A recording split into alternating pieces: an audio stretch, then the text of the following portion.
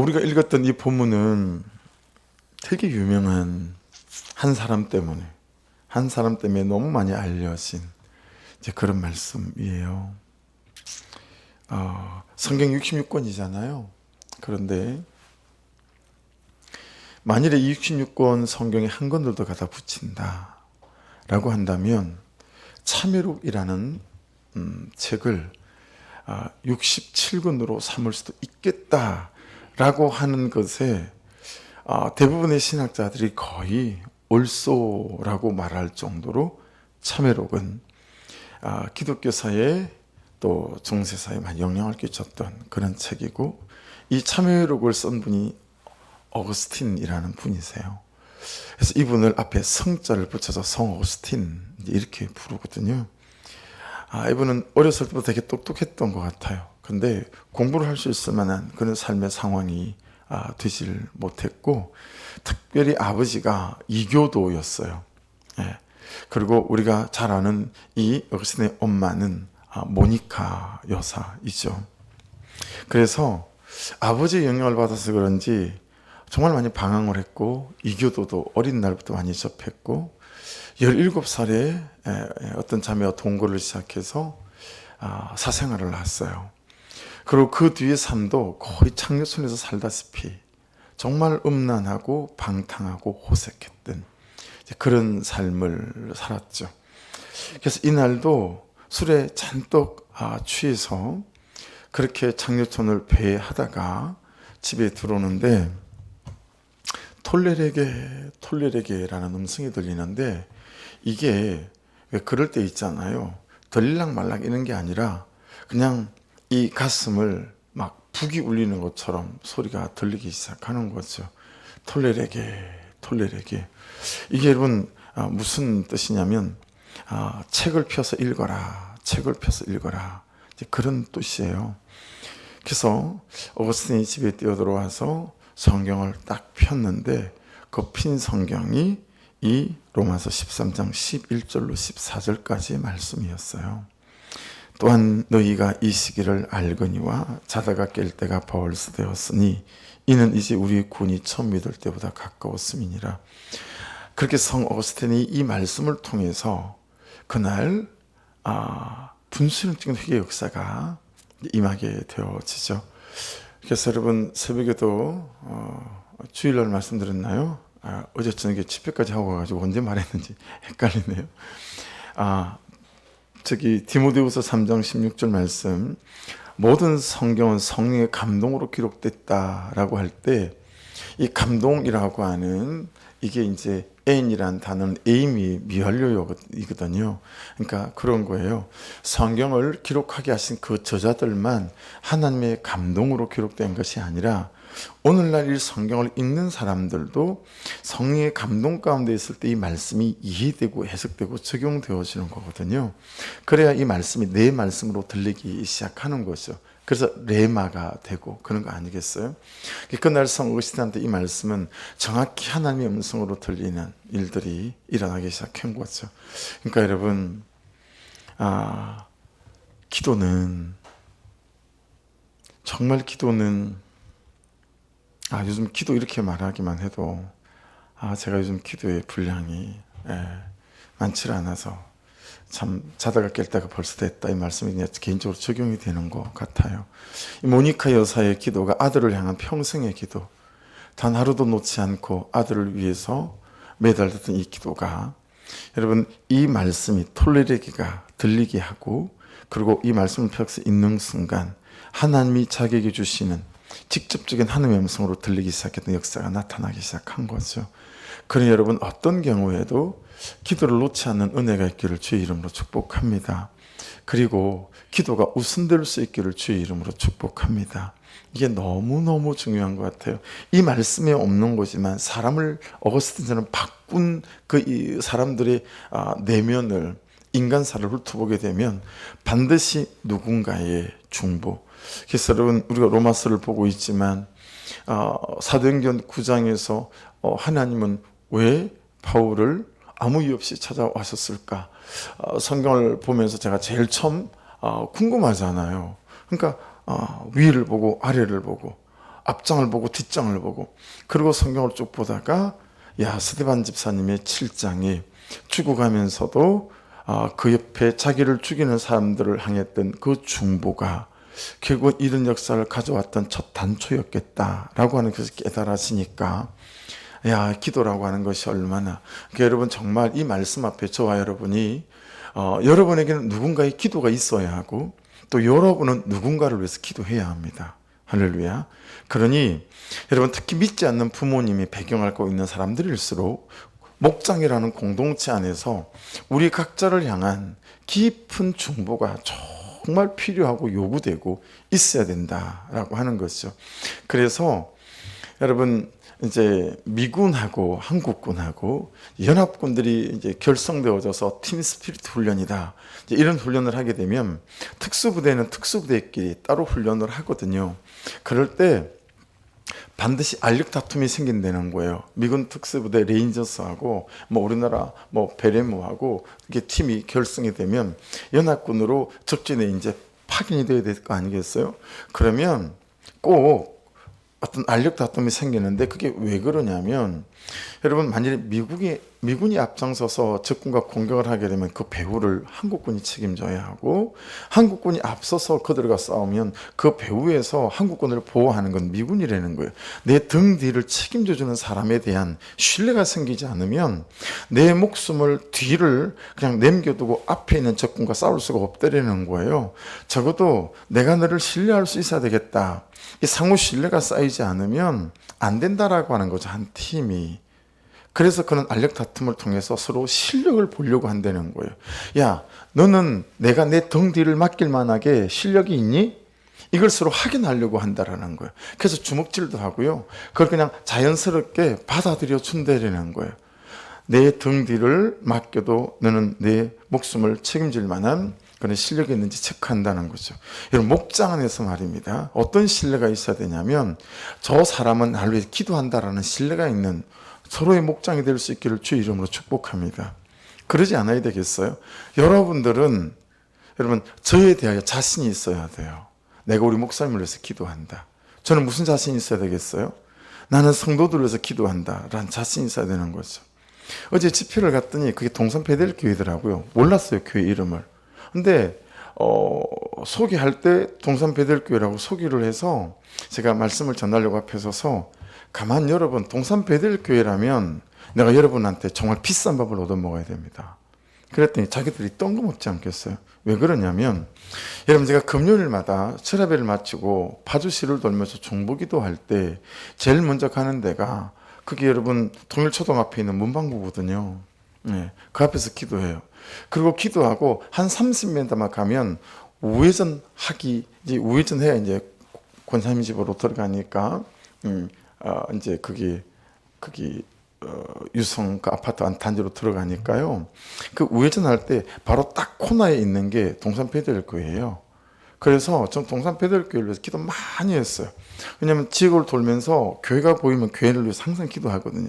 어떤 때는 서서 기도하지만 어떤 때 지나가면서라도 기도해요. 하나님, 동산 베델 부흥되게 도와주시고 목사님을 지켜주시고, 이런 기도 제가 수도 없이 한 것 같아요. 그래서 제가 그랬죠. 동산 베델교회라면 나 밥 좀 얻어먹어야 된다고 그랬더니 여자 전사님이 사드릴게요 목사님 그러더라고요.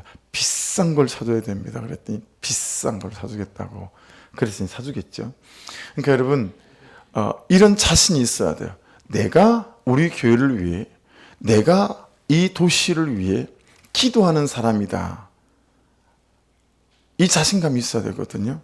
그래서 여러분, 목사가 성도들을 향해서, 내가 우리 성도들을 위해서, 자녀들을 위해서 내가 자기 딸보다 자기 딸임에도 불구하고 내가 더 기도 많이 할걸?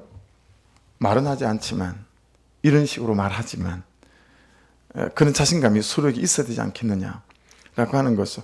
어머니 모니카의 기도가 이 놀라운 일들을, 참 하나님의 은혜를 입게 만드는 일들이 있게 되어졌다라고 하는 거죠.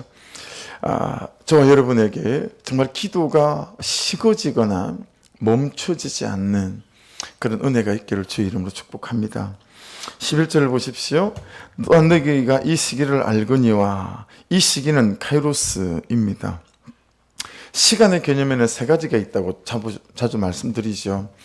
제일 큰 시간의 개념은 아이온이라는 단어고요. 그 안에 크로노스가 있어요. 그냥 흘러가는 시간인 거죠. 흘러가는 시간인데 여기 하나님께서 딱 개입하시는 걸 카이로스 이렇게 부르거든요. 그냥 맨날 죄 짓고 살아도 또는 그냥 그렇게 살았는데 괜찮았어요. 아무 일이 없었어요. 그냥 흘러가는 시간이었어요. 근데 어느 때인가 되면, 그 어떤 때가 되면 어때요? 하나님이 그 일에 딱 개입해 들어오시죠. 그리고 우리에게 물어요. 그렇죠? 계속 이렇게 살아도 되겠니? 라고 묻는 구속사적인 사건들이 우리 가운데 올 때가 있죠. 그렇죠? 구속 사건. 그래서 그런 구속사적인 사건들이 여러분 오기 전에 반드시 뭐가 오냐면 이 카이로스가, 그때도 카이로스지만 말씀으로 먼저 찾아오시는 카이로스가 있어요. 그냥 맨날 듣던 말씀인데 그날따라 이 말씀이 들려요. 말씀이 깨달아지죠. 이건 역시 카이로스예요. 왜냐하면 말씀을 잘 보십시오. 또한 너희가 이 시기를 알거니와 그랬어요.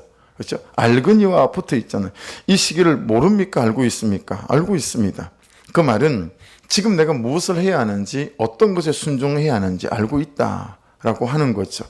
그 순종이 끊어내야 되는 순종인지, 와야 하는 순종인지, 시작해야 하는 순종인지 이미 말씀하신 게 우리 각자에게 있다라고 하는 거죠. 들린 말씀이 있고 깨달아진 말씀이 있는 거예요. 근데 안 하는 거예요.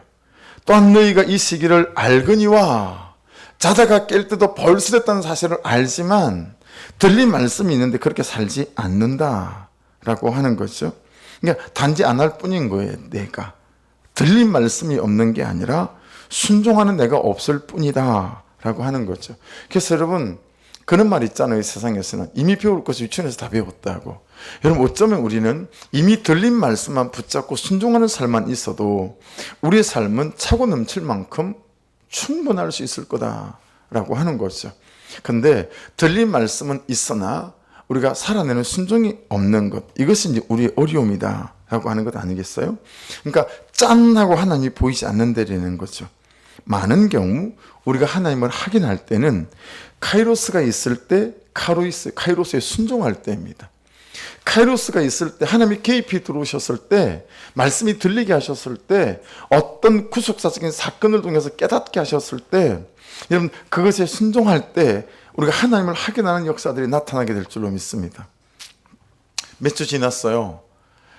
교회에서 잠을 자는데 여러분 저기 보이는 저 소방함이 있잖아요. 저 사이렌 울리는 거 굉장히 심한 거 아시죠? 야, 사람이 어떻게 저렇게 만드는지, 이게 한 번에 저게 1초에 진짜 1초에 그냥 100번은 때리는 것처럼 막 다다다다다 막 하잖아요. 막 하는 거예요. 처음에 12시 그랬나 2시 반에 그랬나 한번 그래가지고 자다가 일어나니까 당황을 해가지고요. 이걸 아무 생각이 없어서 어떻게 해야 되지? 그래가지고 서랍에서 가위를 꺼내가지고요. 이게 또 3층에도 이 방에도 있고 저 방에도 있고 여기도 있고 사무실에도 1층에도 여기 있고 여기 몇 개나 되거든요. 갑자기 당황스러워가지고 그냥 가위로 잘라버렸어요. 선을 두 군데를 잘라버렸어요. 방법이 없으니까. 이상하게 쳐다보시네요. 잘라버렸어요. 그리고 이제 잠을 잤어요. 근데 2시 반에 또 울리는 거예요. 그때서는 이제 정신이 들었어요. 가만. 가면서 이게 배전판이 어디 있지? 소방함의 가장 원판이 어디 있더라? 이게 생각이 났어요. 사무실에 있지. 사무실에 갔는데 없는 거예요. 전사님이 옷을 막 걸어놔가지고 그게 안 보인 거죠. 분명히 여기 있었는데. 그러다가 이제 이렇게 보니까 그 뒤에 있는 거예요. 어디 소리 난지를 못 찾겠어요. 그래가지고 이제 그게 버튼이 있어요. 열어서 버튼을 눌렀거든요. 여러분, 이 소방함에 버튼을 누르면 소방서로 연결이 되게 돼 있어요. 그래서 소방서에서 전화가 와요. 그거 꺼버렸냐고. 끄면 안 되거든요. 근데 우리는 옛날에 지은 건물이 돼갖고 이게 소방서랑 연결이 안 되는 것 같아. 전화가 안 오더라고요. 이게 꺼놓고 이제 잊어버렸죠. 그래서 그 다음날 다시 이제 그걸 켰는데 그 2시 반에 그걸 끄고 계단을 걸어서 올라오는데 어떤 느낌이 드냐면 소방함이 괜히 울린 게 아니라 뭔가 메시지가 있는 것 같은데 이런 느낌이 드는 거예요. 꼭 하나님의 경고 나팔 소리 같은 느낌이 확 드는 거 있죠. 뭐지? 뭐야? 그러면서 여러분 저를 묵상하기 시작하는 거죠. 예. 그러니까 여러분 물놀이 가서 누가 확 물에 담그고 그러면 경고의 나팔로 들으시기를 목사님이 왜 이러시나. 한 분이 이제 내년부터는 이제 물 안 먹이기로, 마음이 얼마나 어려운지 너무 심하게 물을 먹여가지고 물속에서 나면서 울고 나오시는 거예요. 울고 나와가지고 뭐 쳐다보지도 않고 그냥 평상으로 가길래 큰일 났다. 그 생각을 했는데 여러분 거기 울리니까요 계단을 올라오는데 제 삶이 다 이렇게 돌아오게 되는 거예요. 이게 꼭 하나님의 경고 나팔 소리 같다. 여러분 말씀이 들린다라고 하는 것은요 그냥 여러분과 제가 은혜가 있어서 들리는 게 아니에요. 은혜뿐만이겠어요, 그죠? 그 말씀을 통해서 나에게 하나님께서 사실 말씀이 있는 것 아니겠어요? 근데 우리가 그런 식으로 생각하지 않는다라고 하는 것입니다. 말씀이 들릴 때, 깨달아질 때, 그 깨달아지는 말씀대로 순종해 갈 때, 그때 여러분 하나님이 보이는, 하나님이 잡히는 역사가 있게 될 줄로 믿습니다. 그런데 이제 우리의 카이로스가 우리의 성품을 못 이기죠. 우리의 카이로스가 우리의 상처를 못 이겨요. 그 상처 때문에 하나님이 말씀이 들리고 깨달아져도 이걸 구속사 안에서 반응하거나 순종하지 못한다라고 하는 것입니다. 그래서 여러분 11절 말씀은 다시 읽어보십시다. 또한 너희가 이 시기를 알거니와 자다가 깰 때가 벌써 되었으니 이는 이제 우리의 구원이 처음 믿을 때보다 가까웠음이라 라고 말씀합니다. 그러니까 정말 내 영혼과 내 삶을 깨우는 기상나팔 같은 말씀이다 라고 하는 거죠. 거기 깰 때가 벌써 되었으니 할 때 그 깰 때 있죠. 이건 내가 일어설 때라는 의미도 되지만 내가 죽은 자를 일으킬 때라는 의미도 같이 갖고 있어요. 그러니 여러분 어떤 경우에서는 말씀이 내게 대하여 너 자다가 깰 때가 벌써 됐다 라는 메시지도 될 수 있지만 다른 측면으로는 너 그를 위해 그 죽은 자를 일으킬 때가 되어졌다 라는 메시지도 될 수 있어요. 여러분 우리가 어떻게 죽은 자를 일으킬 수 있겠어요, 그렇죠? 하나님께서 하시는 일 아니겠어요? 그러나 여러분 죽은 자를 일으키려면 그가 말씀을 들어야 될 것이고 은혜의 자리로 나와야 되지 않겠어요?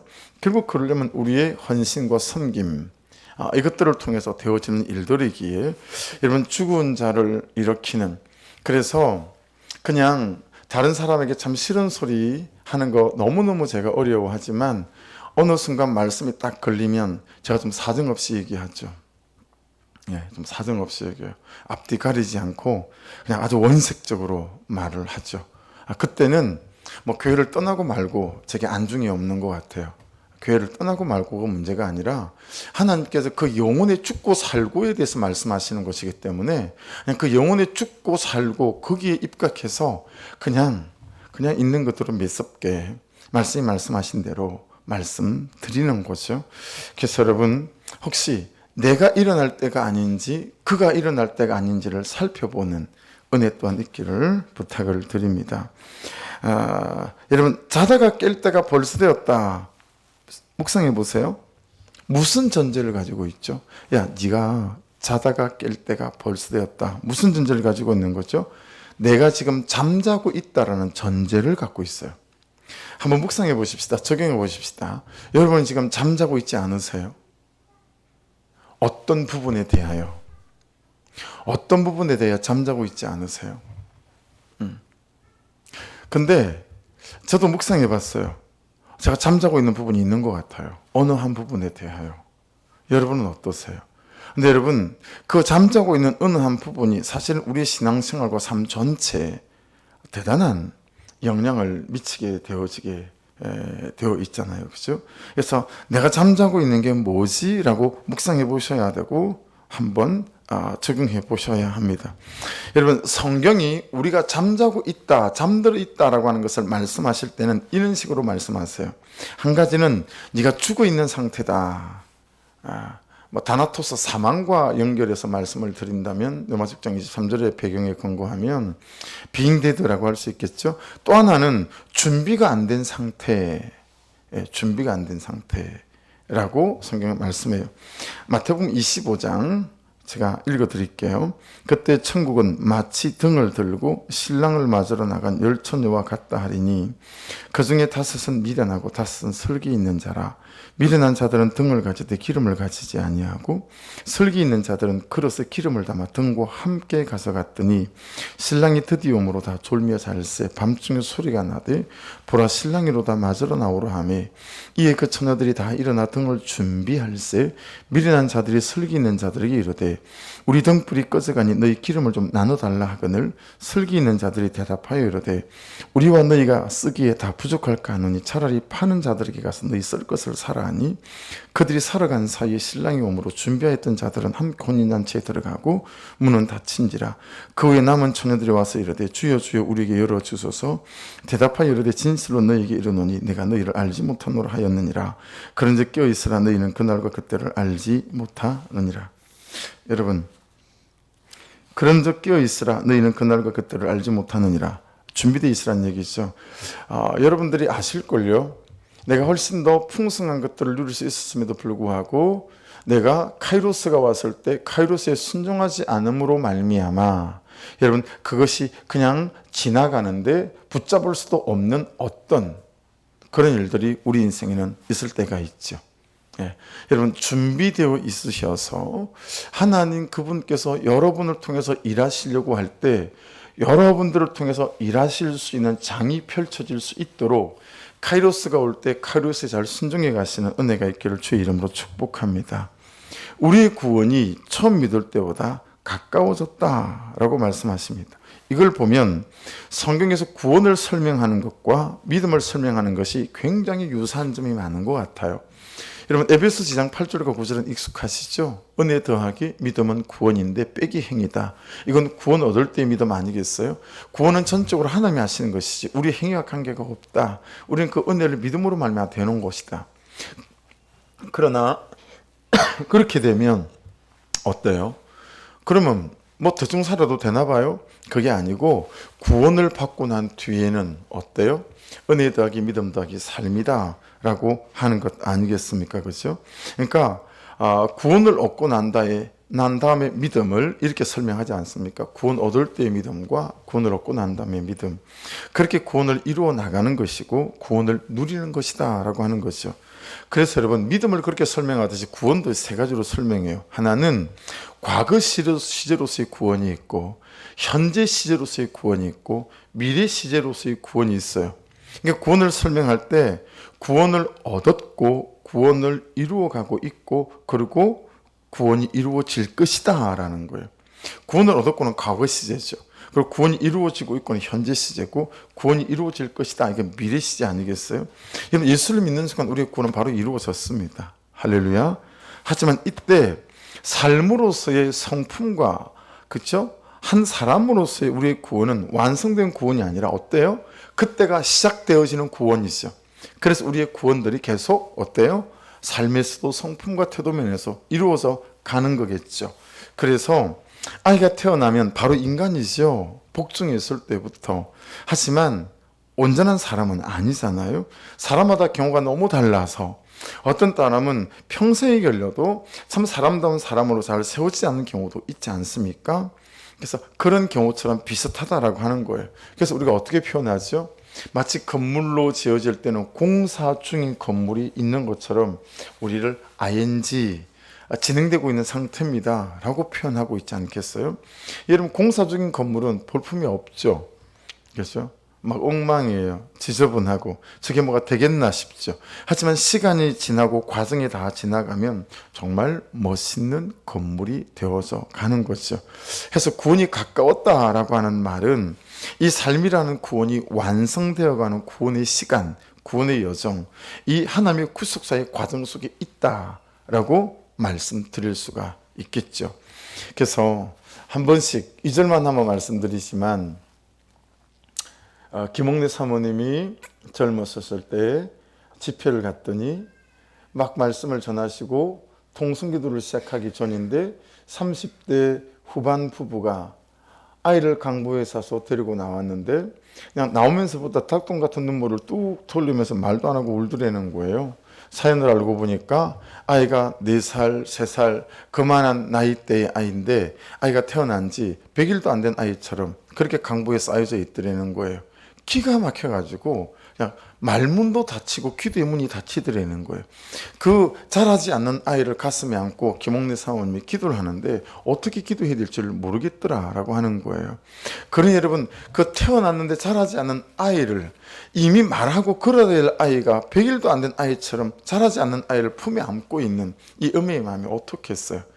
근데 여러분, 사실은 그 강보에 쌓인 그 아이가 내 모습일 수 있잖아요. 벌써 우리가 성숙해서 단단한 식물도 먹고 마시고 해야 되는데 우리가 여전히, 그렇죠? 너무 작은 일에 퍽퍽 쓰러지고 자빠지고, 그렇죠? 저처럼 아무거나 말아보려 그랬더니 삐지지 마세요 그래가지고 삐지고 심에 들고, 이게 우리의 이제 연약한 모습 아니겠습니까? 그런 것처럼 여러분, 자라지 않는 아이로 저와 여러분의 삶이나 모습이 있지 않는, 여러분 태어났지만 자라지 않는 이 고통이 우리에게 있다라고 하는 것이죠. 그래서 우리가 해야 될 것이 뭐냐? 다시 12절, 13절, 14절을 보십시오. 밤이 깊고 낮이 가까웠으니 그러므로 우리가 어둠의 일을 벗고 빛의 갑옷을 입자. 낮에와 같이 단정히 행하고 방탕하거나 술 취하지 말며 음란하거나 호색하지 말며 다투거나 시기하지 말고 오직 주 예수 그리스도로 옷 입고 정욕을 위하여 육신의 일을 도모하지 말아라. 여러분, 말씀을 보시면 해야 할 게 2가지 있어요. 뭐죠? 찾아보세요. 13절에 12절에 해야 될 게 뭐죠? 하나는 벗을 게 있어요. 그렇죠? 뭘 벗어야 되죠? 어둠의 일을 벗어야 해요. 또 하나는 무엇입니까? 입어야 될 게 있어요. 뭘 입어야 되죠? 빛의 갑옷을 입어야 합니다. 여러분, 어둠의 일을 벗어야 된다. 어둠의 일을, 이 벗을 것은 몇 가지로 정리가 되어 있죠? 7가지로 정리가 되어 있죠. 보십시오. 7가지로. 낮에와 같이 단정히 행하고, 이게 밤의 환경을 피해야 된다. 여러분, 다시 말씀드릴게요. 이건 삶의 구조를 말하는 겁니다. 원어적으로는 낮에와 같이 단정히 행하고 되어 있지만 원어적으로는 밤의 환경을 피해야 된다. 이 뜻이 훨씬 더 강합니다. 밤의 환경을 피해야 된다. 삶의 구조, 환경을 말하는 거예요. 그러니까 여러분의 시간의 삶의 구조들이 낮에와 같이 단정히 행하려면 어떻게 해야 되겠어요? 어떻게? 낮은 뭐예요? 다 사람들이 보잖아요. 그렇죠? 그러니까 안 보는 데서 우리가 망하잖아요. 안 들키는 데서 우리가 망하잖아요. 들킨 죄는 우리를 망하게 하지 않습니다. 들킨 죄는 우리를 살리게 만들지. 수치스럽지만. 하지만 들키지 않은 죄가 우리를 망하게 만드는 거거든요. 그러니까 낮에와 같이 단정히 행하라고 하는 것은 삶의 구조, 환경이 밤이 되게 만들지 말아라는 거예요. 아무도 안 보이게, 아무도 모르게. 그렇죠? 결국은 단독자 대 단독자, 하나님과 나만이 있는 그런 시간과 환경이 되어져야 되는데 우리가 나 혼자 있는 것처럼 하나님을 속이고 사람을 속이고, 그러니까 여러분의 삶의 구조 가운데 이런 구조. 그래서 또 다른 말로 말씀드리면 내일 예수님이 오실 것처럼 오늘을 살아야 된다. 이런 의미도 될 수 있어요. 2번째 뭐예요? 방탕한 것. 이건 술과 관련이 있고 유흥과 관련이 있습니다. 유흥과. 입는 거, 먹는 거. 그래서 오늘 점심 때 좀 이제 한 분 또 신방을 해야 돼서 생신이어서 생일 잔치 하느라고 그냥 케이크 하나 사들고 카페에서 이렇게 이제 점심 함께 하고 만났는데, 그렇다고 생일이 그분인데 그분이 밥을 샀어요. 좀 이상하긴 합니다만. 그래서 거기서 그냥 그런 대화들이 나오더라고요. 가족들이 뭐 사촌까지 다 모이는 그런 가족 잔치가 있는데, 그냥 가기 뭐 해가지고, 동생 뭐 무슨 메이커 무슨 브랜드 모르겠어, 하여튼 비싼 브랜드 하나를 빌려서 메고 갔는데 그 안 메고 갔으면 큰일 날 뻔했다. 왜냐하면 다른 사람들이 전부 다 구찌다 뭐다 이런 걸 메고 갔더라는 거예요. 뭐 500만 원짜리는 핸드백을. 자기 안 메고 갔으면 큰일 날 뻔했다. 여러분들 그렇게 매본 적 없으시죠? 우리도 아무 상관이 없잖아요. 뭐 보따리 짊어지고 뭐 어때요, 그죠? 근데 큰일 날 뻔했다. 이런 것들도 이 유흥과 관련이 있지 않을까요? 그냥 그런 생각을 해봤어요. 나중에 있었던 일이라. 그 다음에 술 취하는 것이에요. 세 번째는. 여러분, 누가복음 21장 34절에 보면 너희는 스스로 조심하라. 그렇지 않으면 방탕함과 술 취함과 생활의 염려로 마음이 둔하여지고, 그 마음이 둔하여지고, 그러니까 여러분 술 취하게 되면 마음이 둔하여진다라는 거예요. 이건 무슨 얘기냐면 영이 둔하여진다라는 거거든요. 거룩함이 둔하여지고 경건함이 둔하여진다. 그래서 뜻밖의 그날이 듯과 같이 너에게 임하게 된다라고 말씀합니다. 네 번째는 음란한 거고요. 다섯 번째는 호색하는 거. 음란한 것은 이제 시작이고, 호색은 그 음란이 발전되어져서 그냥 계속 음란이 일상이 되어진 걸 말하는 거거든요. 그래서 아무렇지도 않은 거예요. 이게 그냥 삶의 한 일부가 되어진 거죠. 그 다음에 다투는 것. 마지막 일곱 번째가 시기하는 것입니다. 젤로스라는 단어. 병든 열심을 말하는 거예요. 제가 일생 붙잡고 살았던, 그리고 높아지고자 하는 어떤 아주 열렬한 어떤 경쟁심, 이게 시기하는 젤로스거든요. 대부분 우리 안에 이게 있잖아요. 다른 사람보다 잘 살아야 될 것 같고, 뭐 그런 것들을 말씀하고 있는 거예요. 여러분, 그러면 벗어야 될 이렇게 일곱 가지로 정리가 되어 있다면, 입어야 할 빛의 갑옷은 뭐죠? 오직 주 예수 그리스도로 옷 입는 것과, 두 번째, 정욕을 위하여 육신의 일을 도모하지 않는 것. 여러분, 이것을 좀 파악하는 게, 요즘 하고 있는 여러분의 일들을 나열해 보시면 됩니다. 큐티책에. 요즘 내가 하고 있는 게 뭐지? 이 일과 이 일과 이 일과 이 일과 일 쭉 적잖아요. 적고 난 다음에 그 하나하나의 일들이 내가 정욕 때문에 육신의 일을 도모하고 있는 건 아닐까라고 체크해 보시게 되면 됩니다. 제가 청년 때 이 말씀을 만났을 때 제가 제 삶이 하고 있는 것들을 쭉 적어놓고 난 다음에, 그리고 하고 싶은 것들을 쭉 적어놓고 난 다음에 이게 정욕에서 출발한 것인가 라고 체크해보면서 깜짝 놀랐어요. 대부분이 내 정욕, 사람들에게 보이기 위한 것, 이런 것들로부터 출발한 거구나. 그래서 그 정욕을 위해서 육신의 일을 도모하고 있는 일들이 대부분이구나라는 것들을 보고, 제 삶을 다시 되돌아보게 되어지는 그런 은혜가 있었던 것 같아요. 그래서 그게 이제 입어야 될 빛의 갑옷인데, 마가복음 7장 25절과 26절에 보면 수르보니게 여인이 나옵니다. 여러분, 이 수르보니게라고 하는 것은 합성어인데 시리아 지역의 페니키아 출신 여인을 말하는데 완전 부자 동네예요. 요즘으로 말하면 어디일까요? 뭐 한남동 이런 데 될까요? 강변도로 타고 가다 보면 여러분 왼쪽에 막 빌라인데 빌라 같지 않은 그냥 한강이 그대로 뷰가 보이는 막 산 절벽 같은 데 위에 있는 그런 그 한남동 빌라촌 막 이런 데 있잖아요. 옛날에 전도사로 있을 때 한남동에 사시는 집사님 한 분 계셔서 신방을 가본 적이 있거든요. 그러니까 그런 데 사는 정말 돈이 많고요, 귀족 출신이고요, 그리고 세상 부를 곳이 없는 여인인 거예요. 근데 이 여인에게 딸이 한 명이 있었는데, 이에 더러운 귀신 들린 어린 딸을 둔 한 여자가 예수의 소문을 듣고 곧 와서 그 발 아래 엎드리니, 그 여자는 헬라인이요 수르보니게 족속이라 자기 딸에게서 귀신 쫓아내 주시기를 간구하거늘, 그렇게 말씀합니다.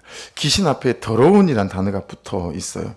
이 아카다르토스란 단어인데요, 불결한 또는 속죄하지 않은 상태, 죄 고백이 없는 그런 뜻도 갖고 있습니다. 여러분, 죄 고백이 없게 되면 우리가 더러운 상태가 되게 십상이다, 뭐 이렇게 말씀을 이해할 수 있고, 여러분 여기 귀신 들린 할 때 들린 이 에코란 단어가요, 소유한 이런 뜻인데, 이런 뜻이에요. 내가 귀신을 소유한 것이 아니라 귀신이 나를 소유한, 이런 의미들을 갖고 있거든요. 그래서 부족한 것이 하나도 없는데 더러운 귀신 들린 딸이 있는 거예요. 무엇을 말씀하고 싶어 하시는 것일까요? 나만 장군도 그렇죠. 여러분, 부를 곳이 없는 사람, 왕이 자기들이 섬기는 이방 신전에 들어갈 때, 여러분 이방 신전에 들어갈 때는 군사들이 따라 들어오지도 않아요. 그러니까 정말 자기 목숨을 맡길 수 있을 만한 그런 절대 신임이 되는 신하를 데리고 들어간단 말이에요. 나만 장군이 그 왕을 부축해서 들어갈 만큼 왕이 신임했던 사람, 그 사람이 나만 장군이거든요. 근데 여러분, 이 나만 장군이 문둥병에 걸린 거예요. 그렇죠? 이 수르보니 여인도 마찬가지입니다. 그러니까 이 수르보니게 여인의 문제는 딸의 문제 때문에 어려운 거죠. 뭐 딸의 문제는 엄마의 문제이고 또 엄마의 문제는 딸의 문제이기도 하니까요. 근데 말씀드리고 하는 부분은 어떤 거냐면 오늘 마지막 부분인데요. 이 더러운 이 단어가 왜 붙었을까? 왜 이 말씀을 하실까라는 거예요. 그 위에 있는 말씀을 들어보십시오. 이게 정결 논쟁인데요. 예수께서 이르시되 너희도 이렇게 깨달음이 없느냐? 무엇이든지 밖에서 들어가는 것이 능히 사람을 더럽게 하지 못함을 알지 못하느냐? 이는 마음으로 들어가지 아니하고 배로 들어가 뒤로 나감이라. 이러므로 모든 음식물을 깨끗하다 하시니라. 또 이르시되 사람에게서 나오는 것이 그 사람을 더럽게 하느니라. 속에서 곧 사람의 마음에서 나오는 것은 악한 생각, 음란과 도둑질과 살인과 간음과 탐욕과 악독과 속임과 음탕과 질투와 비방과 교만과 우매함이니 이 모든 악한 것이 다 속에서 나와서 사람을 더럽게 하느니라. 여러분 보세요. 더럽은 것이 사람 안에서 나오는 것은 사람의 문제 같지만 그 더러운 영이 있어서 이 속이 더러워진다. 이 말씀을 지금 예수님이 하고 계신 거예요. 그래서 여러분 에베소 6장 말씀에 가면 끝으로 너희가 주 안에서 그의 힘의 능력으로 강건하여지고 마귀의 관계를 능히 대적하기 위하여 하나님의 전신갑주, 오늘 본문엔 삐세가보다고 똑같은 거예요. 전신갑주를 입으라. 우리의 씨름은 혈과 육을 상대하는 것이 아니요 통치자들과 권세들과 이 어둠의 세상 주관자들과 하늘에 있는 악의 영들을 상대함이라. 이렇게 말씀합니다. 자, 저를 보시겠어요? 정리해 볼게요. 더러운 것이 여기서 나오는데 이 안에 더러운 것이 있게 만드는 악한 영이 있다라는 거예요. 예. 이게 되게 중요한 관점입니다. 우리 안에서 나오니까 우리 내부의 문제로만 우리가 인식하는 것으로 끝을 낸다는 거죠. 하지만 사실은 내부 싸움이 아니고 외부에 실체가 있다는 거예요. 외부에 우리 심령에 들어와 우리를 조종하는 그런 실체가 있다라는 거예요. 예. 그러니까 가끔 여러분 아파트에서 단수 설명할 방송을 듣지 못했을 때 아침에 싱크대에 물이 안 나오는 거예요. 여러분 물이 안 나오면 수도꼭지만 바꾸면 물이 나오나요? 그런 일은 없잖아요. 그렇죠? 당장 어떻게 하세요? 옆집에는 물이 나오나? 뭐 이렇게 살펴보고 그 다음에 수의실로 전하지 않습니까? 물이 안 나와요. 네, 광고하는데 못 들으셨나 봐요. 오늘 물탱크실 청소하느라 몇 시부터 몇 시까지는 단수된다고 전화를 했는데, 그렇죠? 이런 경우들이 있잖아요. 결국은 여러분 아파트 옥상에 고가수에 물이 있어야 수도꼭지에 물이 나오겠죠. 고가수의 물은 어디서 올리는 줄 아시죠? 여러분들 자동차대에는 아파트 마당이 있죠. 그게 다 저수소가 있어요. 그래서 물을 보내면 저수에다 물을 다 담았다가 거기서 펌프로 펌핑을 해서 옥상 고가수조로 올려요. 그런 다음에 여러분 고가수에 물이 없으면 어디를 살펴야 되죠? 저수소를 살펴야 되겠죠. 저수소에 물이 없으면 어떻게 해야 되겠어요? 진짜 저 한강에서 물을 보내는 거기서 물이 문제가 없는지를 살피게 되지 않겠어요? 그러니 맞아요. 내부의 문제 맞아요. 근데 실제로는 어떤 문제라는 거예요? 이 내부 안에 악한 영들이 들어오게 만드는 이 루트가 있다라고 하는 거죠. 이 루트가 있다. 이걸 살펴야 된다라고 하는 것입니다. 그래서 음란이나 간음, 오늘 빛의 갑옷을 입기 위해서 또 7가지의 벗어야 될 걸 위해서 이게 외부에서 들어오는 파이프라인에 문제가 있는지를 살펴야 된다. 신앙생활을 하면서 여러분 이 전선, 이 싸움의 실체가 무엇인가라고 하는 거예요. 여러분 이제 전 다큐멘터리 있는 걸 좋아하니까 왜 미국이 베트남과의 전쟁에서 실패했을까? 이게 55년도에 일어나고 75년까지 20년을 한 전쟁입니다. 20년을 한 전쟁인데 미군이 한 70만 정도가 파송이 돼요. 우리나라 여러분 한국군이 35만 명이 들어갔거든요. 7년 동안. 그래서 우리는 5천 명 정도밖에 안 죽었어요. 한국 군인이. 근데 미군 군인은 한 60만, 70만 들어가서 한 7만 정도가 죽었어요. 7만 명. 근데 우리가 잘못 알고 있는데 북베트남 베트공들하고 이렇게 전쟁을 한 게 아니고요. 남베트남의 공산주의들하고 전쟁을 한 거예요. 그러니까 이게 완전 다른 전쟁인 거예요. 여러분 전쟁은 적군과 아군이 있어서 막 이렇게 하는 거잖아요. 근데 미군들은 이 남베트남에 있는 공산주의 사람들하고 싸우는 전쟁인 거예요. 이게 전쟁이 너무 어려운 거예요. 왜냐하면 시골에 있는 많은 농부들이 정부의 폭압에 못 이겨서 공산주의자들이 되어졌었기 때문에요. 이게 색출이 안 되는 거죠. 그러니까 미군은 땅을 차지하면 되겠다 싶었는데 실제로는 뭐예요? 백성들의 마음이 문제였던 거예요. 그래서 이 빨리 이길 수 없었던 이유는 북베트남에서요, 이 남베트남에 있는 이런 게릴라들이 전쟁을 할 수 있도록 계속 물자를 공급하는 거죠. 땅굴을 파가지고 수십 개의 땅굴을 파서 그걸로 전쟁 물자가 계속 오고 식량이 계속 오고 무기가 계속 오는 거예요. 그리고 그 북베트남에 무기를 대주는 건 중국이고요. 예. 그러니 안 되는 거죠, 이게. 그래서 결국은 20년 전쟁하고 유일하게 강대국이, 여러분, 이는 약소국과 전쟁에서 진 전쟁이 베트남 전쟁이거든요. 그 이유가 뭐냐면 계속 공급된 루트가 있었다라고 하는 거죠. 그럼 우리 안에 이 악한 영들이 들어올 수 있는 루트를 찾아내는 거, 이게 오늘 말씀에서는 되게 중요한 포인트가 될 수 있습니다. 내 내면의 싸움으로만 인식하면 안 되고 성품 태도로만 인식하면 안 된다. 여러분, 외부로부터 내 심령 안에 삶 안에 들어오는 이 루트를 살펴야 된다. 문화라고 하는 이름으로 드라마를 통해서, 스포츠를 통해서, 스마트폰을 통해서 정말 심각하게 일들이 일어나고 있거든요. 예. 이 부분을 우리가 모른다라고 하는 거예요. 그래서 빛의 갑옷을 입으라라고 하는 말은, 갑옷은 언제 입죠? 전쟁이 일어날 때 입잖아요. 실제적으로 우리가 지금 전쟁 중이다. 여러분, 윤석열 정부가 끊임없이 문재인 정부를 욕하는 것 중에 하나가 어떤 거죠? 너희들은 왜 이렇게 정전 협상을 하려고 하냐라는 거잖아요. 우리 지금 휴전 중이에요. 전쟁 중인데 잠시 좀 쉬었다 전쟁하자. 이게 길어진 것 뿐이에요. 그래서 정전 협상은 이제 전쟁은 끝났다라고 선언하고 싶은 거잖아요. 근데 아직 정전 협상이 안 된 거잖아요. 계속 휴전 중이에요. 전쟁 중인 거죠. 우리도 마찬가지예요. 주님 오실 때까지 정전은 없어요. 계속 전쟁 중입니다. 그렇죠? 계속 영적 전쟁 중인 거예요. 이 영적 전쟁 중에서 사단은 우리 가운데 들어와 우리에게 빛의 갑옷을 벗기고 어둠의 갑옷을 입혀서 자기의 뜻대로 주장하려고 한다라고 하는 것입니다. 한 개인으로서의 부르심도 본문 안에서는 너무 중요하지만 개인의 영성도, 기도에 대해서 말씀드린 것처럼 공동체의 영성도 너무 중요하구나라고 하는 것을 깨닫게 되어지는 거예요. 그래서 여러분,